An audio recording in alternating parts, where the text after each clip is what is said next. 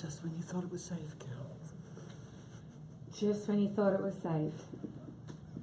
I don't know where to start after what we just watched. I don't know. I'm wondering if our audience is still trying to pick themselves back off the floor. I know I am. With that ending, but nevertheless, welcome Pamela Rabe to our second last interrogation room for the series. Was that just the longest pause on a Facebook Live intro ever? Yes. Thanks for going with me with that. I feel like we got everyone involved from the beginning. It was setting up the. I just thought maybe I just won't ever come up for air. I was hoping you were. I was worried that there was a point there where you weren't. Yeah. So I'm glad that you did. I'm glad that you came to join us. I'm really I'm thrilled to be here. A little scared, a little shaky actually. I find that really difficult to watch that stuff. You know, because you're so intent on and focused on doing your job well as part of an incredibly skilled team under the pump, pulling that stuff off. You're so focused on what technically has to be achieved, but also being there, being in the moment, all that kind of stuff. It's not until you actually watch it that you're aware.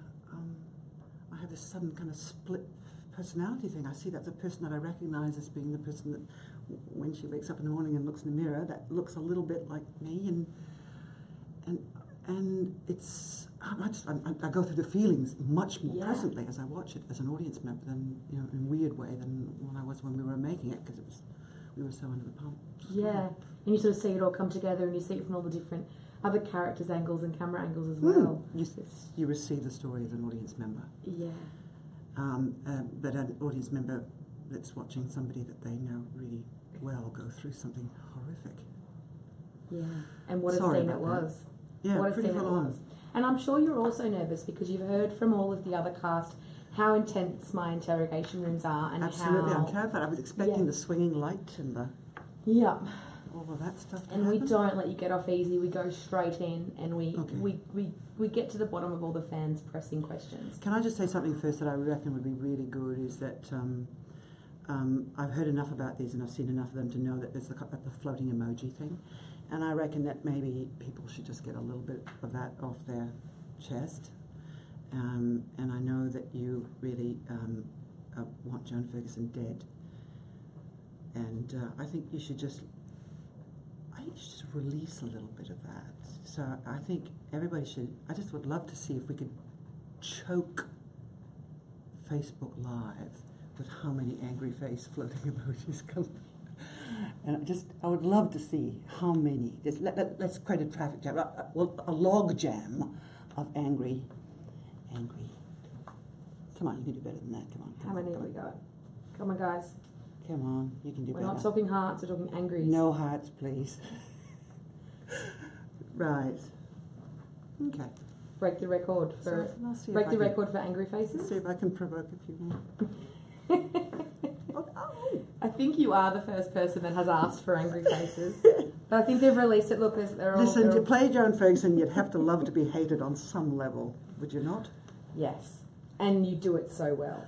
I mean, okay, let's start at the beginning, because there's so much to do. There's so much to do, Pam. Okay. Let's talk about tonight's episode like we always do. Right. So I've got a couple of talking points here. Mm-hmm. The first one that I think we should flesh out is around our friend Jakey the Snakey. So Jake and Joan have had a very sort of twisted relationship, I think is the word I might choose to use for this, over the last couple of this season particularly. And as usual, the freak is always 2 steps ahead of him, and always just continuously keeping him as, I guess, her puppet, as some people are calling it, or at her access, because she's always got one extra step ahead. We see Jake basically completely bottom out and go, that's it, I'm out. And then we have this intense scene where a calm, calculated Joan is just like, oh, Jakey, there is no out. Can you talk us through, I guess, playing these scenes with Bernie, who obviously you've worked with really closely this season, and about keeping this almost like carrot dangling chess game between Jake and Pam? Because at the same time too, to be honest, Joan. Joan Yeah. is Pam is one of the biggest allies in her achieving what she's been trying to achieve. One of her only. Yeah. That diminishing circle of helpers. I think that it's so tricky. She plays such a long game, and you'll have to forgive me right off the top that my memory about the minutiae of Joan's strategy, it might get a little hazy because her game is so long, and certainly the kind of the Jake Stewart, Joan Ferguson trajectory began right back on that day in the isolation cells at the beginning of season 4, when it became clear that Niels Jesper was going to turn state's evidence or turn against Joan Ferguson, so that her one secret weapon had gone to the dark side. Because Joan is the side of goodness and light. And it was at that time when it became imperative that she have, I think the lines that the scriptwriters gave me was dead men tell no tale. So it was imperative that that kind of objective through the course of season 4 was to get rid of the one person who could incriminate her. And Jake Stewart arrived and was interested, and after he presented himself, and after a certain amount of assessment, which is Joan Ferguson's way, watch, learn, assess, find out their weaknesses, find out how they can be exploited, how they can be bonded to her, how they can be manipulated, how they can be used, how they, how to kind of get in and get them under her control. Once she kind of identified that, I think she felt that he was putty in her hands. I think the one thing that she didn't anticipate was that he would actually be so weak as to actually fall for Vera, not be able to be as emotionally strong as she thinks she is. Yeah, and it was so cutting. Obviously, we saw so much tonight that Jake definitely is completely in love with Vera, but he was trapped and by circumstance. Poor Jake, guess. Yeah. Doesn't make him a good guy. He's done some pretty bad things, but I guess they're all been actions of circumstances leading to where he is. But that moment when Ferguson just completely breaks Vera and tells her exactly, waits till she's in love with Jake. You can see that Jake's in love with her, and there's just that moment where she just says, it's all been a ploy, it's all not real. And the look on Vera's face is just like, you just don't have to say anything, you can just see it all crumbling. And the satisfaction that Joan takes in doing that, and then the subsequent follow on with Jake's reaction to that. It's such a massive moment in the sense that all the fans have been saying, come on, surely Vera's going to open up to Jake. But now she is aware of what Jake is. I guess it's a different sentiment, because in the sense that we know that he genuinely does love her, but he did these horrible things to her because of his circumstance with Joan. And he realises that he was just a pawn in Ferguson's plan, which was, she articulated it very clearly at the beginning of this season, which was she was going to on guard Vera. She was going to destroy her emotionally, professionally, psychologically. And the sad thing was that she was actually looking to have Jake do that, and it became very clear when Vera walks up those stairs with a smile on her face that she just realises that she's going to have to do it herself. So she's really cut herself. She's a very lonely figure. Yeah. At the end of it, she really is. She's got nobody left. Yeah. And I guess that's the moral of the story, I think. The delight, though, in almost that she seems to take in that moment. Do you think that that's the pinnacle moment where she feels that she's finally has taken Vera down? Is that the final moment? I think she feels a certain kind of hollow victory, yeah. Yeah. What I find fascinating about the character is that what she thinks she wants and what's really going on, she's so not in touch with, and yet they both coexist in a parallel in her psyche. and it's the conflict and the times that those two things kind of come in collision with each other that create the complexity of her as a character and make her so kind of delicious and challenging to play, really. Yeah, absolutely. And speaking of which, so from on that moment, we sort of, I guess this episode, there's such a twist with Joan. We see her on a high and in complete control, and her plan completely, almost sort of seeing it out to where she thought it was, and then all of a sudden we see it completely flip on its head with Frankie and Kaz joining forces and forcing her to face this kangaroo court. And we were talking about this earlier when we were talking about the scene, and I said I really felt, and I used the word, what did I say to you? I said she's admitted, but she didn't admit, but she didn't deny all of the things that she has done, and it's the first time that it was kind of voiced more widely than a few different people knowing here and then. And what I found so delicious was watching Joan lose composure and just literally, she's always composed, she's always one step ahead, she's always, the clogs are moving in her brain to thinking and articulating what she said, and for this moment I feel like we saw her very, very, very vulnerable and raw. Yes, although I think that has been coming for a while, and I think it's probably that journey started when she banished the voice of her father from her reality, and it certainly then came home in a terrifying way for Joan Ferguson when B. Smith manipulated her emotionally by exploiting a vulnerability in Joan and actually getting her to lose her composure and lose her emotional control, emotion leads to mistakes and all that stuff, to actually drive that screwdriver in and then therefore incriminate herself, frame herself for a crime that Joan, I'm sure, down deep believes that it was not her fault. The one time it was not her fault, and nobody will believe her because she's the little girl who cried wolf. So I think it's been coming for quite a while. I believe that two things going on there, that we took great care. I have to say the screenwriters, the scriptwriters for Wentworth, I'm going to be repeating things that other actors have said in these Facebook Live things because let's hope that I can say it in slightly different ways, but I beg your indulgence if I repeat what other people have said, but they are extraordinary. They have such a kind of long arc control over these stories, but also such great care and such kind of structural inventiveness in a way that somehow makes what the incredible continue to happen, where you think, oh my God, how can they top that? Oh my God, they've just topped that. And there's something to do with, we took great care, and they listened to us actors. That's what I find extraordinary too. It's a brave scriptwriter who listens to actors sometimes. And but they're incredibly generous and straightforward. If you make a suggestion that's not picked up, it's always for good reason.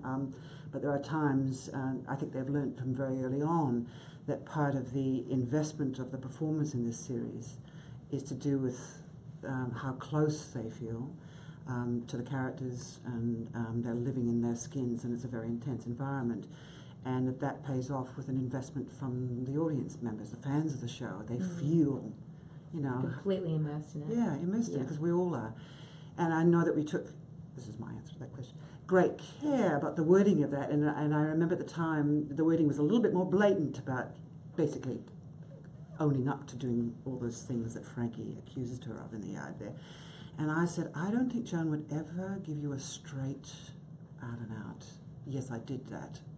Or certainly not in those particular circumstances. And but that she would do a kind of a veiled version of that. And they were gracious enough to kind of work with me on this.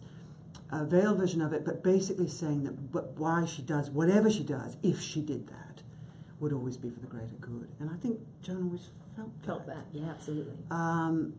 Her grasp of what was good for everyone got a little bit more tenuous, I think, as she started to become a little bit unmoored from her stabilizing you know, elements. The voice of her father, the mantra that he would give her, Vera, any kind of the focus of those fragile and delicate attempts at friendship that she might have had with Doreen or even Gianna in the past, all that sort of stuff. And I think it's no accident that with the death of B. Smith and what B. Smith managed to unlock in her, that there is a kind of unravelling that begins to happen through this season. That by the time she's actually cut herself off from Vera, who was a kind of her spirit animal, her kindred, her sister, that under pressure, she releases more, she exposes herself more than she even ever intended. And I mean, and we'll talk about this before too, the choice to kill Iman, you know, to get at Frankie. I mean, that wasn't, you know, normally Joan makes very calculated decisions for strategy and things that we may not see at the moment, but we'll unsee at the time. And this felt very much just to piss Frankie off, just to fuck with Frankie. I don't know that it was. I mean, it looks like that. I mean, we talked about it a lot, and I think that ostensibly it certainly looked to Frankie like that. I also think, and this is to me part of the kind of slight unhinging that was starting to happen with Joan. It's the effect of being in prison too, you know. It's that she becomes obsessed with the animal within, which I think is something that they confronted her with. And so, and Frankie starts to symbolize that, and it becomes really important to Joan that she gets Frankie to acknowledge and realize her own anger and her lack of her own animalistic instincts. And so that gets kind of twisted into provocative acts to Frankie, whether it's verbal initially when she writes back, you know, there she is, there's the old Frankie Doyle now, that kind of stuff. But it's also to, and it manifests in things that are just about when Frankie won't conform to the way Joan wants her to be, won't be controlled. It's doing things to keep her inside, to keep Frankie in that jail, because that's where she belongs. Because that's where Joan actually belongs. Don't tell anybody that. Please do not tell anybody. She doesn't think that, of course. She doesn't think that, no, absolutely. She's going to pop on her governor uniform and reinstate her place. And so we talked about that. We saw I've broken the scene into two places where we saw the Kanga court and Joan was doing the closure, and then we see the lynching, which has numerous parts to it. I guess it's the I'm sure people would love you to unpack the behind the scenes of how they actually do something so amazing and make it look so authentic and realistic. But it's also the reactions that you see in that scene. So Kaz is absolutely beside herself because she wanted to continue with her no violence and to be ordered and to be what it was. Confronting moment. And it just didn't go that way. Didn't go to plan. You see what happens?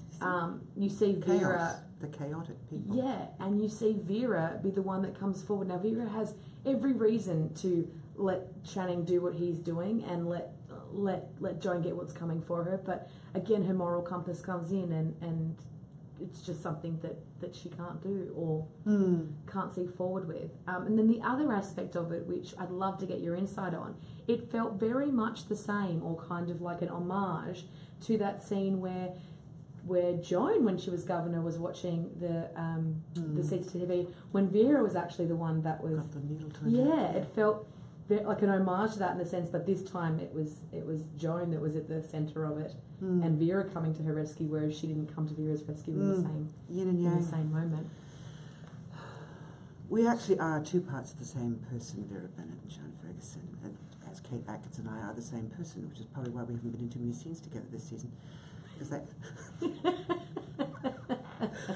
I find it very moving watching that too, because the way it's been edited, Jeff Hitchens, I think, did a fabulous job with that. I mean, through so much material. Kevin Carlin is such a wonderful director, and they had to achieve so much in minimal time.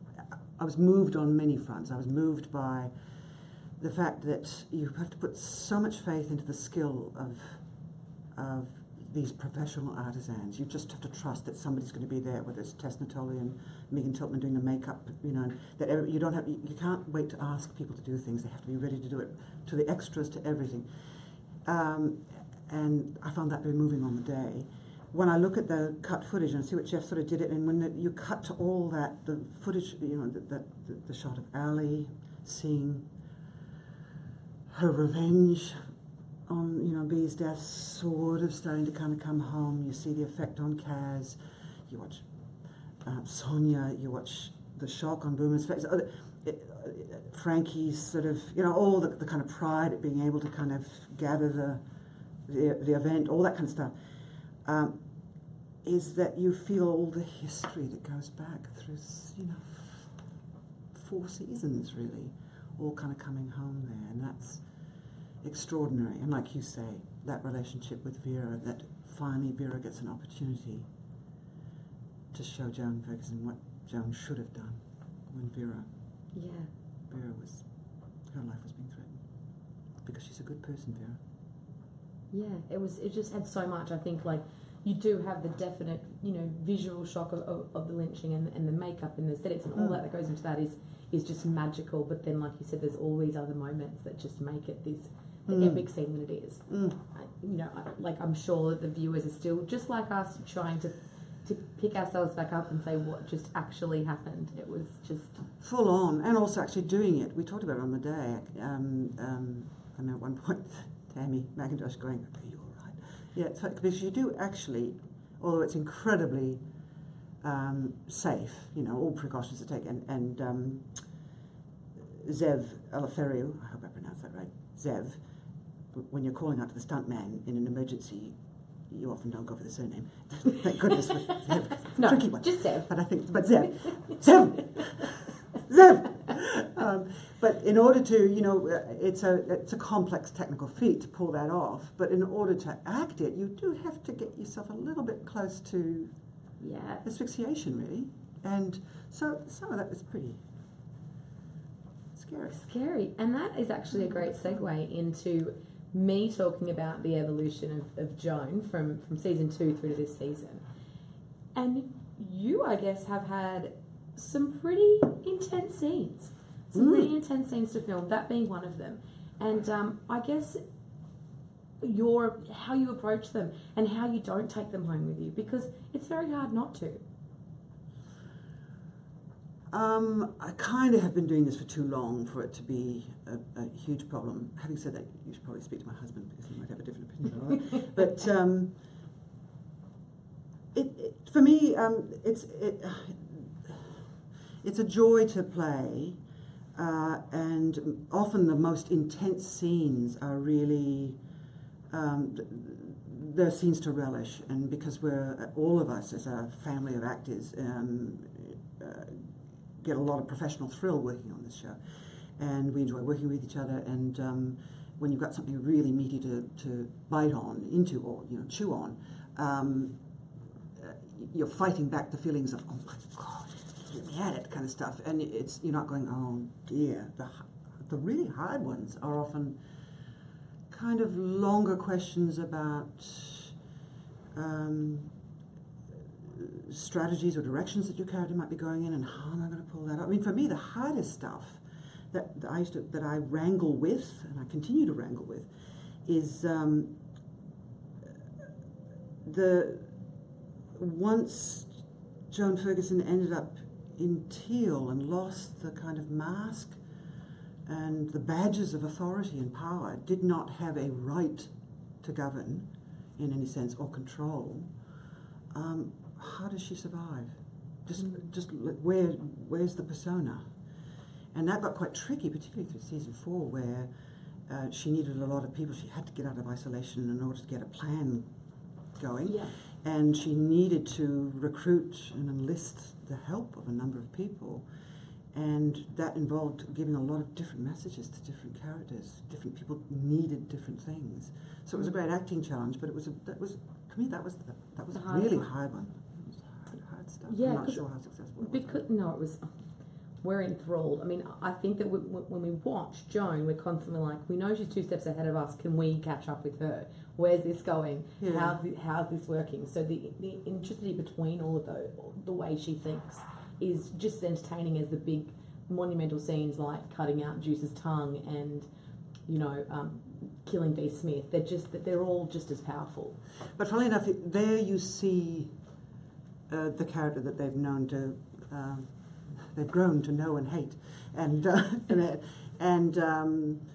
it's the ones where that you can't sort of mustache twirl from under a bushel. That there were some pretty kind of intricate strategies that she was employing, particularly in the season before this one, which involved really keeping any of her kind of motives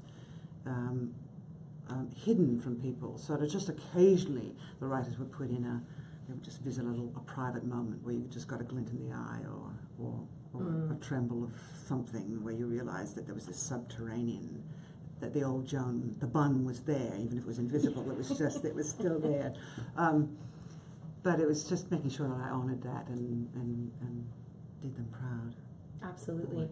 And in saying that, what about the evolution of the relationship? I mean, we love seeing how Vera and Joan play off each other, and it was so amazing to see them in the position of authority in being governor and a deputy governor, and then we see the evolution with it being prisoner and governor.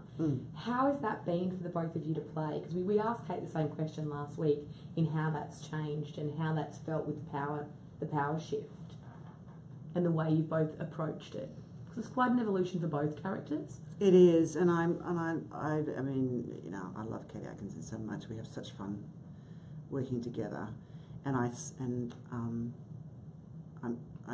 sure Kate would say this too, that I sort of miss that dynamic of the Governor Ferguson and the Deputy Governor Bennett stuff. And it's tricky when Joan is trying to kind of maintain, that relationship when she's, a prisoner. She's behind bars.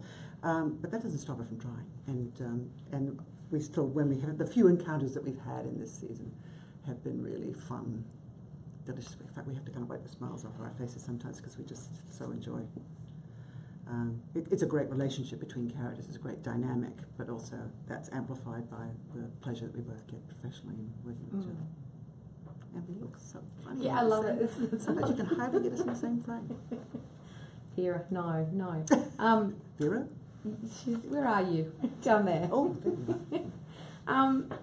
This is one that always comes up, and we've asked quite a few people this question, so we're interested to hear your thoughts on it.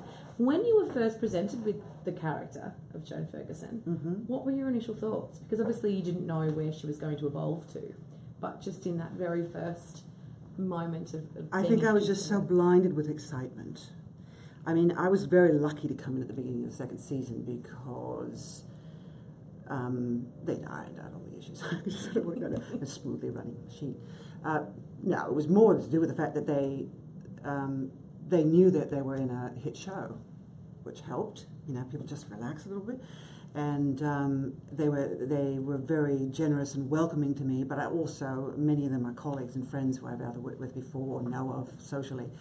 And the word on the street already was, even before it had gone to air, this is a good one, this is great. But I'd run into Chris McQuaid, who plays Jax Holt in season 1, and I remember she just wrapped on, it hadn't gone to air yet, but she said, this is a good one, this is a good one. So when the phone call came, I went, oh, yes, that's great. And I remember being ushered in on my first day, and Marcia Gardner, who's the script supervisor, head writer, it was her first thing too. She joined season 2 as well, so we were both studying. Both very eager, both very excited. And but she'd been sitting with writers and developing all the stories for the introduction of the character of Governor Ferguson. And you can call me Governor. And I was ushered into her office to say, Marcia will tell you what is going to happen and just a basic kind of arc of your character. I don't remember a word. I don't remember a word of anything that anybody said to me. I was just so excited. Like a puppy. Bunny in the headlights. Let me at it. Give me the bun. Just give me the bun. you know, and the pleasure of working with people like Tess Natoli and Troy Follington, who helped with the makeup department and hair that developed the look, and Michael Davis, all the people kind of working out the way the character would look. It was baby steps, one at a time. I knew probably that the character would be up to no good. I've said this before in media stuff, that I remember on the first day of meeting my fellow cast members, apologising in advance for all the terrible things that my character would do to them through the course of that. I knew it would probably be up to no good. And amazingly, people were still very nice to me, so it was great. I had no idea where it would go. Yeah. No idea. Still don't. It's just this powerhouse that keeps growing. Mm-hmm. On that, the freak is the villain that viewers love to hate. And she's complex, she's intelligent, she's strategic. How do you personally draw on portraying such a deliciously intense character with such authenticity? Because Pamela Rabe is not evil and not sadistic and none of those things. How do you know, though, Kel? Oh, because everyone tells me. In the lead up to today, everyone was like, "Oh, you've got Pam. She's so nice. You're going to have so much fun." And I've seen. That's very sweet. I you know, it's such a totally untrue, but complex and delicious character. So where do you draw from? I think, I don't know. When you look like this, I don't know. I mean, honestly, all I can remember is that I played Goldilocks when I was in kindergarten. Not a success. And did you wear a wig or did you have Goldilocks? But my hair was a little bit light. It was more lightly brown with a little blondie tip. But whatever it is, it just didn't resonate. And then the first movie that I'd ever seen, when I was 3, I was taken by a next-door neighbour's mum with my best friend next door to go see Snow White and the Seven Dwarfs. And I remember I was under the seat when the evil queen, stepmother, came on. I was just terrified. And obviously, as a 3-year-old, I learnt on some really basic level that that's exciting. Now that's interesting. That's exciting. You know, little birds and not so No. exciting. And so, which for somebody else, another actor, it would be. But for me, there's something about that. I didn't know it at the time, but when I look back on it, because to be honest, I've played the Wicked Witch of the West in Wizard of Oz a couple of times, and that's taught me a lot of things about Joan Ferguson, that I've taken obviously into Joan Ferguson. And if there was one image, this is just if there was one image that I took into as we were, well, there's 2 images as we took into developing a look for the character. I remember discussing with Tess and Troy the Kurosawa movie. This is highbrow now. Get your pencils out, take notes. The Kurosawa movie Throne of Blood, which is his adaptation of the Macbeth story. I was so taken by the Lady Macbeth character, who was incredibly still and terrifying. That combined with doing a drive up the highway towards Alice Springs once on this huge, where there's no speed limit, and just the shimmering mirage of the highway, and on the horizon there was just something I could make out a lump, and I don't know what it was, and then I realised as I got closer it was this miraged carcass of a cow that had died on the side of the road. And still, you're several kilometres away, but it's kind of coming into focus. And then probably when I got maybe half a kilometre away, suddenly this explosion of birds, predatory birds, all disappeared. But as we got close, one bird of prey, one huge something, vulture, eagle, whatever it was, just stayed there with its claws on this carcass as the car went by. And just in this moment, like a David Lynch freeze frame, I could just see just a ripple of the wind of the car as it whipped by at 120 k's an hour, or whatever it was, just riffling one little feather, but nothing else. And then as we back down to the carcass again, that's Joan Ferguson. Wow. I didn't expect the second story. But amazing nonetheless. Absolutely amazing. And before we wrap up in talking about all these things, Sorry, I guess I only speak in essays. I'm so enthralled. Without I'm punctuation. sitting here waiting for the story. What do you, I mean, I ask this to all the guys and they all do say the same sentiment, but I just love it so much, so I'm continuing there. What do you love most about creating this series and being part of it? I'll say what everybody else says. Great writing, working with people at the top of their game, people who are really invested in what they're creating, in female-driven stories. That's so fabulous. Just fabulous. Yeah. Thank you, Amanda Crittenden, Joe Porter, Penny Wynne, Brian Walsh, everybody that's involved in the creation of this. Pino Armenta now, who's our series producer at the moment.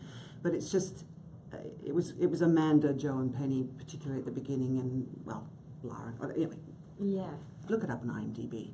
Those people deserve to be kind of got into a big group hug, because it's something, it's unusual, although it's not that unusual, because, you know, the original Prisoner Cell Block H for these people series was extraordinarily successful, and for a lot of the same reason. People love to see a lot of women of all shapes, sizes, ages, sensibilities, moralities, everything. They're not perfect. They're flawed human beings, but actually drive stories. And it's a real privilege and an honour to be involved in that. And that's why we all love it so much. We love it. More of it, I say. More of it. We're going to have a little break and have some fun. And I'm going to issue with you this paddle. You know what this paddle means. You've seen what the guys do. Oh. It says innocent or guilty. All right. Who has touched this? Lots of people probably have. Actually, the last person to touch it was...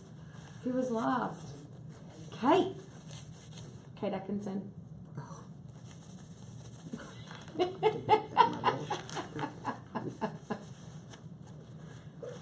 Actually, it was Katrina before her. Oh, so that's all right. yeah. Are you ready? I'm gonna shoot some questions Guilty, at you. innocent. Are you ready? The first one is: Yes. have you ever been in a fight?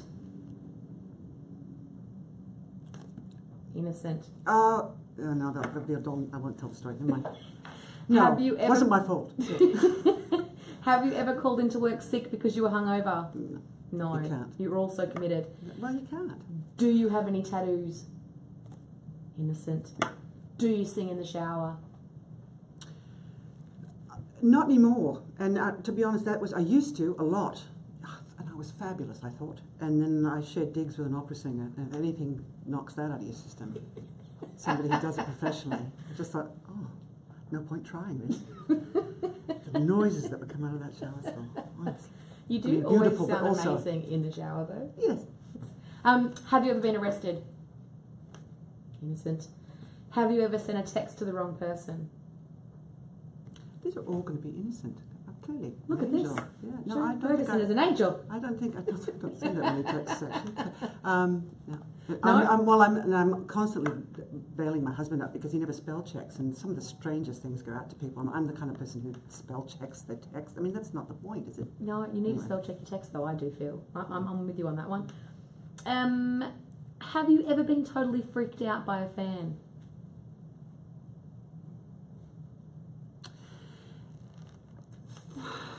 I'll sit in the fence on that one. I wouldn't say freaked out, but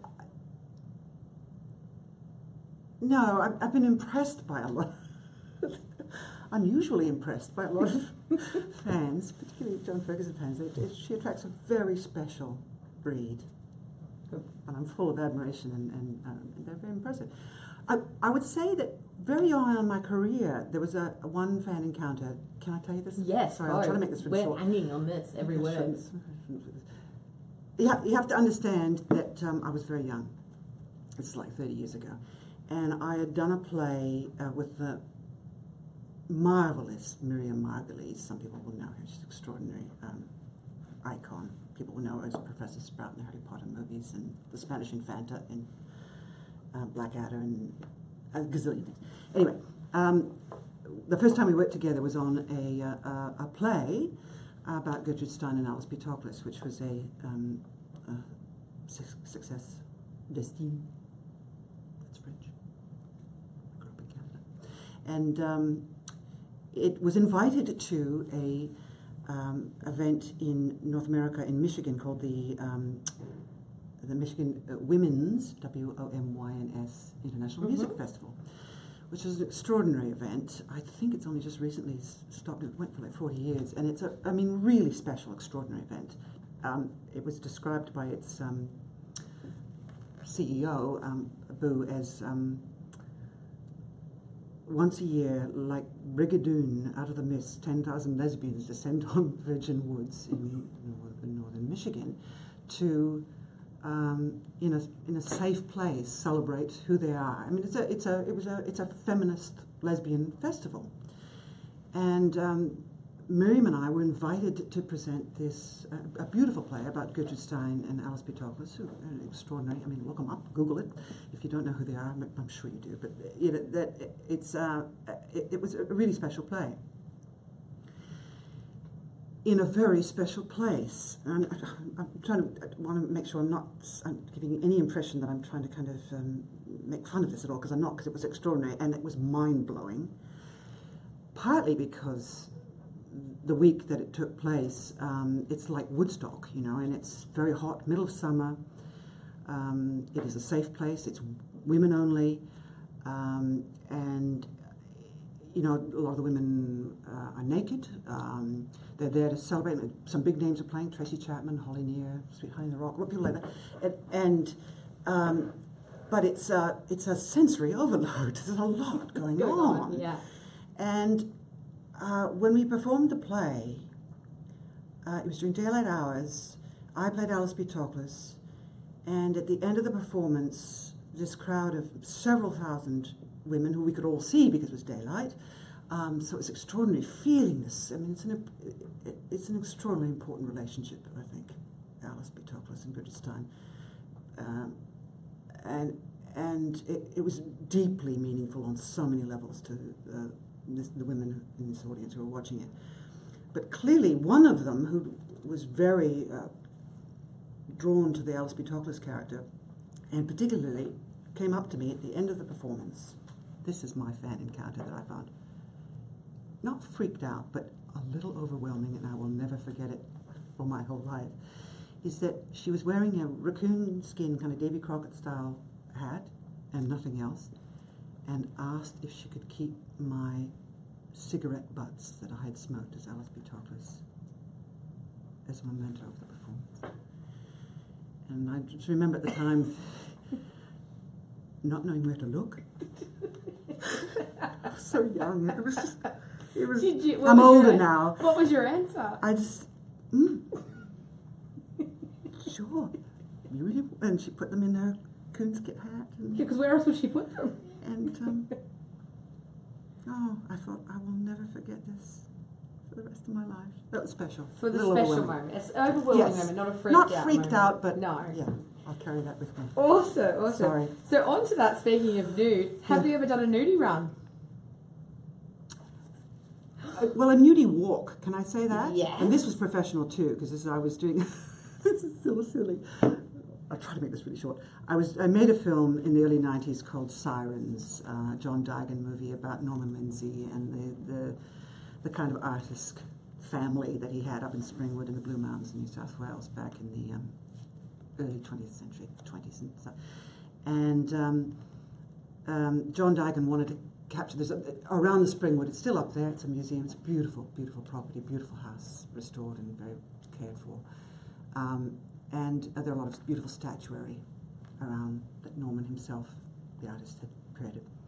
They're still there. You can see them.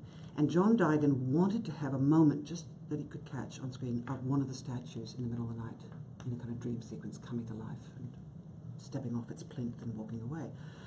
And I actually think he wanted somebody else to do it, but I was the one who went, I'll do it. And I can remember at the end of a very long shoot, on an extraordinary, glorious, still Sydney Blue Mountains night, them finally on wrap, going, wait a minute, this is perfect, let's grab it now, and being rushed into makeup, getting full head to toe concrete makeup done, getting up onto that plinth, and it was all really quick because they really wanted it really quick while the cracker going around. Colin did the cracker, and so it was just still in the air, nothing was moving. And they went, you can do this, you can give it a count of 8, step off the plinth, and then walk into the trees. And and action. Still, walked off the plinth, turned around, walked away from camera into the trees, and further into the trees, and just kept walking. And they were so pleased with the shot, and it was wrap. Nobody came and told me. I just kept walking. I got like a kilometre. So it was a short, nudie walk. It was into like the Blue a Mountains. long. I just had visions of being found by a bushwalker. At 8 a.m. the next morning, this naked woman covered in concrete makeup, going, "Excuse me, can you tell me the way?" Have we wrapped? Yes. Someone called Some the scene. breathless third finally came running after me. Oh, So that's a nudie walk. A nudie walk. Have you ever re-gifted a gift? Oh, yes. Yeah, haven't we That's all? what you do with a gift that is more meaningful to somebody else than it might be to you. Spread the love. Have you ever considered being on a reality TV series? No.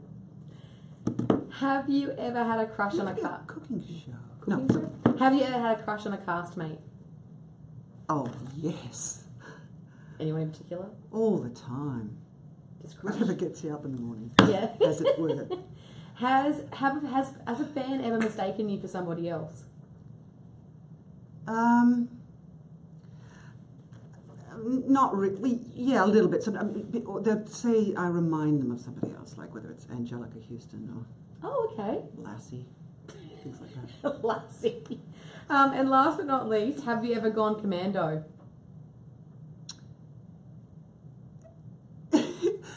At the Michigan Women's Festival, I mean, Miriam, who I've never seen flabbergasted by anything, even she was a little taken aback by some of the stuff going on. I do remember on the last day, having been surrounded for so many days by a lot of women not wearing clothes and actually, feeling free and liberated. I remember on the last day that we did walk, it was very hot and everything like that, onto the land, and she said to me, "I'm not wearing a bra," and I said, "Neither am I." That was our woman. When in Rome, right? That's when in Rome. just giving over. Giving over. Well, this is the moment, thank you for that game, Pamela. This is the moment that all you fans are waiting for because I've seen all the questions coming in. This is where they get they get to take over. And it's all about them and you. And I shut up and I just literally ask them Be what they gentle want with to me, know. please. I've been through a lot. Now, they are very good at writing questions. They've had some really good questions. Look at it. So. Now you see where this all came from. Look, cleaning. That was my one touch. Okay, I'm going to start with Justin Dowdle. Hello, Pam. Hi, Justin. I have one question. Oh, Firstly, though, you're a brilliant actress. Oh. That episode was intense. Sure was. How do you get motivated to act as the freak? You're brilliant as her, and I absolutely love your work. Justin, I think I probably have answered that in my Yeah, very we have. long-winded answers. So I hope I don't mean to be kind of But I I was just going to say tossing you off. no, That I doesn't wanted sound to right read it at all. because he obviously is really he's a big Yeah, fan. and that's it. I mean, those are such kind words, and I think that it does go back to when the writers give you really, really exciting stuff to do. It's a pleasure, and intense doesn't become actually intense. It's what you go to work for. Yeah. This is from Kiana Redman. Hi, Kiana. Oh my God, Pam! I love you, even though I kind of hate Joan immensely. You were Kiana, so. can you give me a little? Can you give me a little love heart and a little angry face at the same time? Yeah. Can you do that? You are so phenomenal, and your acting is out of this world. Who or what would you say shaped you as an actress? Beyond Snow White and the Seven Dwarfs and Yeah. who or what shaped me as an actress. It's a combination, obviously, of many factors, and I come from a very large family, and there's a lot of characters in there, and as you can tell, we all love telling stories. My mum's side of the family, I just remember them all. Rabe is my mother's maiden name, and they're laughers. They're people who laugh till they cry. So much watching, grown-ups weeping in hysterics as I was growing up. And my dad's side of the family is a much sterner, kind of Eastern European. And something about the collision of those two things, I reckon, it was good fodder for it. And then I was just gifted enough to have I don't mean gifted, I mean I was given the gift of having two absolutely fabulous drama teachers in high school. Yeah. And well, actually teachers all the way through school that were just in combination seemed to make me realise it was something that I enjoyed doing, and then also it was something that maybe that you could do for a living. As long as you could survive. As long as you have enough roles. This is I don't know exactly. I'm going to read this person's name. This person's name is Rabe is a goddess, future Mrs. Rabe. But it's a good question. Ring off now. When you have a few minute breaks during filming, what do you spend your time doing? Is that a leading question, my future wife? Yeah, possibly. I have been known to play the occasional Candy Crush. Ooh. I have moved on. I'm on to Jelly Crush now. Victoria Atwood, I just wanted to say you're the most amazing villain I've ever seen on TV. Thank you, Victoria. How hard is it to play your character, and do you have any similarities with her? Well, obviously, I must have some. She has my eyebrows. And I hope I don't have too many, because that would be a little bit scary. But I think down deep, I mean, what I love about her as a character is that she's a manifestation of all those things that you just do not do. Mm. So that there's even a part of me that when I talk about it being delicious, or it's something that you relish, it's because it gives me permission in a safe environment to indulge impulses, because it's Joan, and it's a story, it's a fiction, it's not real life, it's a fiction. Pretensies. It's pretensies, as Kate Atkins would say. And so, that in the end, how Joan, how I manifest the responses at the writer's script is about me and I try not to think about it too much. I try to just open that trap door and just let them Let her out. Let her out. Beth Mason. I think that's the animal within. Beth Mason, what's your first reaction when you get given a script with a particularly violent scene, i.e. cutting out Juice's tongue or killing a mum?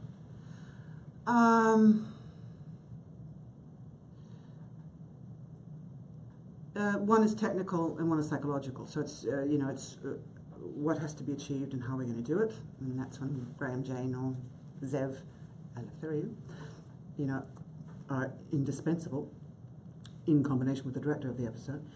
And the second one is always why. Why is that happening? And kind of in consultation with the writers and the director and sometimes fellow actors and stuff, working out a way to,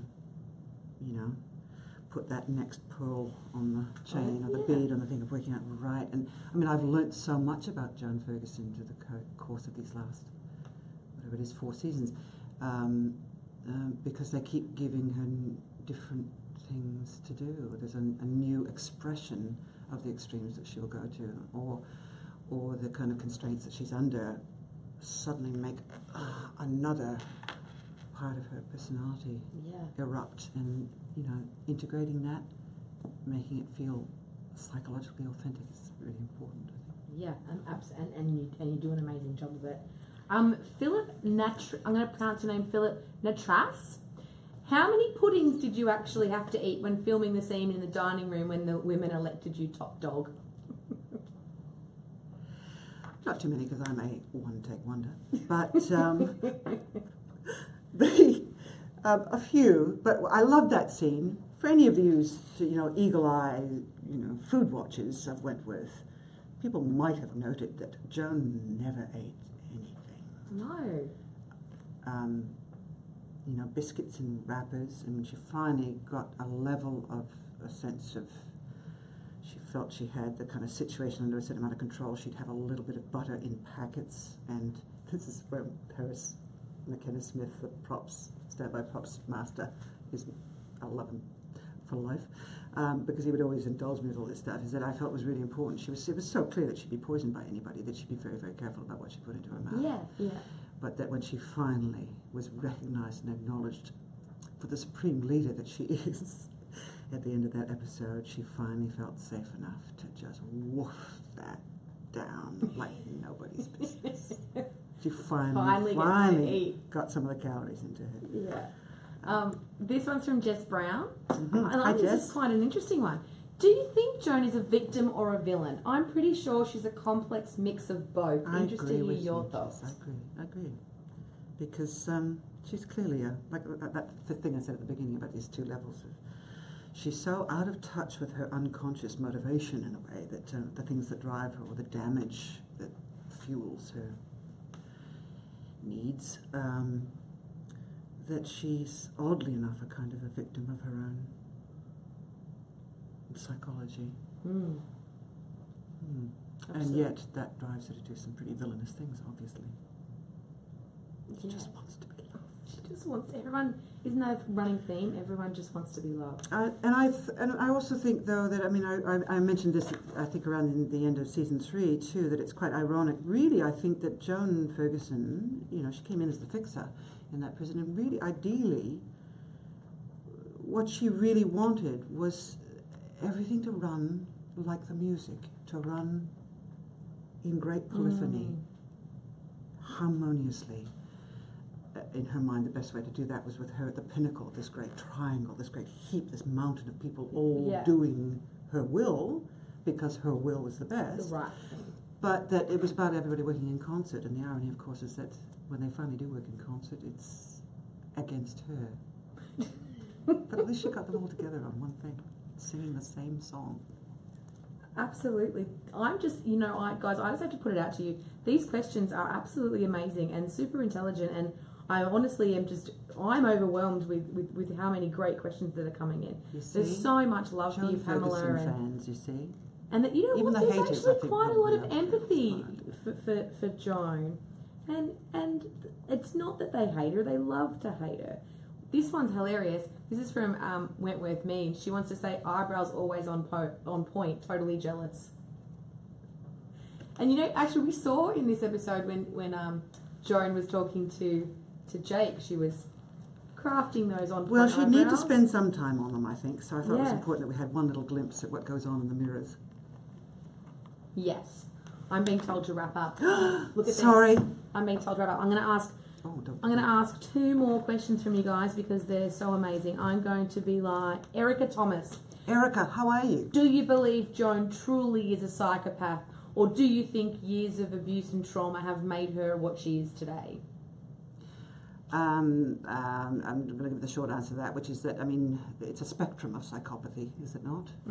I think certainly the very fact that the writers have given Joan a lot of strings to her bow, and it's been apparent from where the stories have gone that she does have emotional responses to things. She does have emotions that she keeps trying to keep in check, and although she's incredibly skilled, psychopathic, she's certainly a sociopath, way at manipulating those emotions, and employing what she knows about her great kind of acuity, if that's the right word,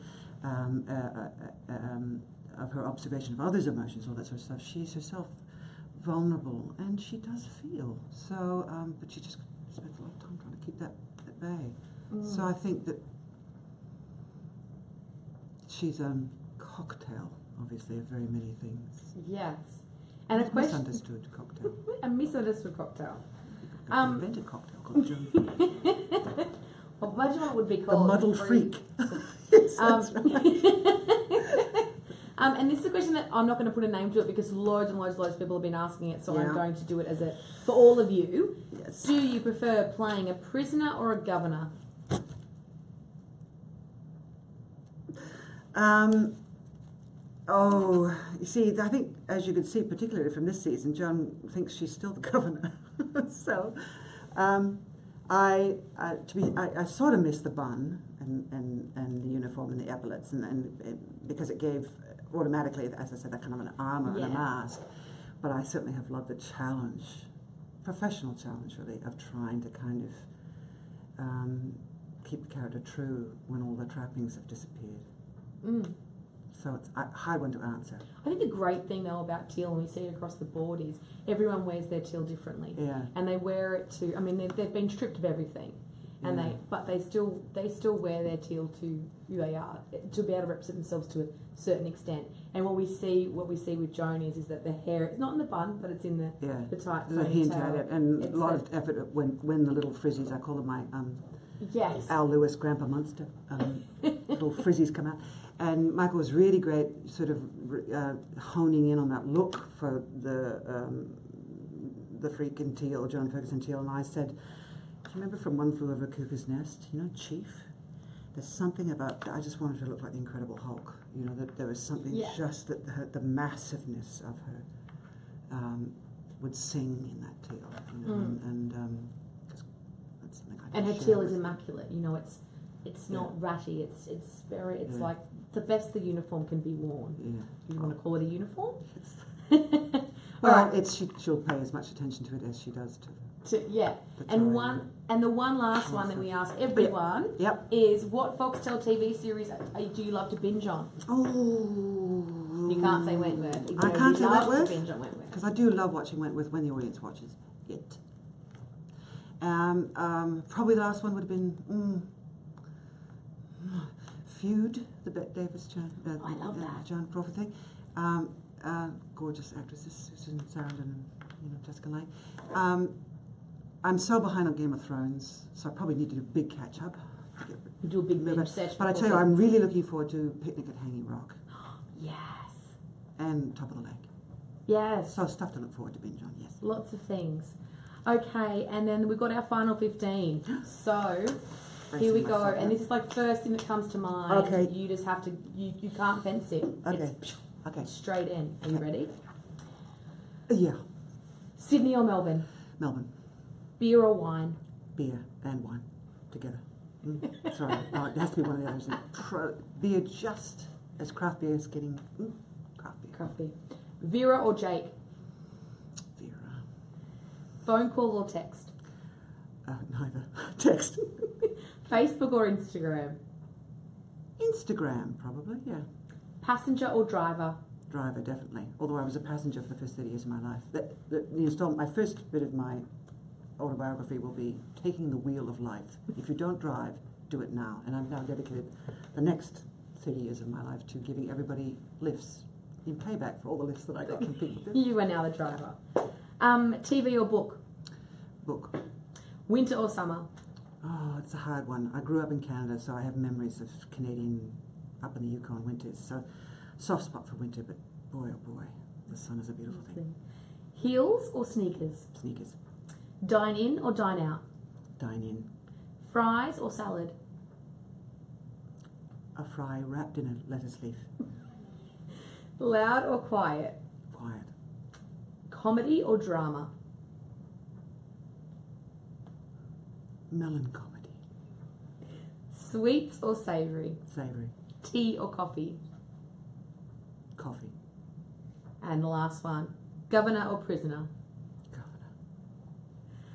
Thank you, Pamela Rabe. You have been absolutely amazing, and thank you all for tuning in. Sorry. Your questions have been amazing, and I only wish we'd get to all of them because we've just been super excited to have you, and we've enjoyed every moment of it. Action packed. You know, in planning tonight's thing, I actually can't wait to see what happens next. I said to the PR girl, I said, how can I possibly cram every single question I have to ask Pamela Rabe into 1 hour? It's impossible. So thank you for bearing with me. Thanks, Kel. You're fabulous. Unpacking really, really these. good. Oh, thank you all. Thank you for watching. Thank you for your interest in the world of Wentworth. And one ep to go. That's it. Season finale next week. Yes, but then what? But then what? Do you have any? Actually, it is a good one. Do you have any plans for season finale watching? Where will you be watching season finale next week? I'll be in Melbourne. I don't know. It'll be a muddled freak cocktail and probably a chip wrap and let's leave. Sounds amazing. Everyone else is going to copy. We're going to see it go viral. I want to see those gifts now. Well, thank you, Pamela, and thank you for everything that you bring to this amazing show. Thanks, and Cal. I speak on behalf of all the fans. We absolutely adore you, and we adore and love to hate Joan Ferguson. So thank you for another amazing season. Keep on and hating. We'll have to find out what happens next week. Reminding you all at home, 8:30 Tuesday showcase on Foxtel, and we'll have to leave it there and see what becomes, because we saw those eyes open. She isn't gone. Where to next? Where to next? Well, thank you so much, Pamela. Thank you. Appreciate it. Thanks, Cal. See you guys. See ya.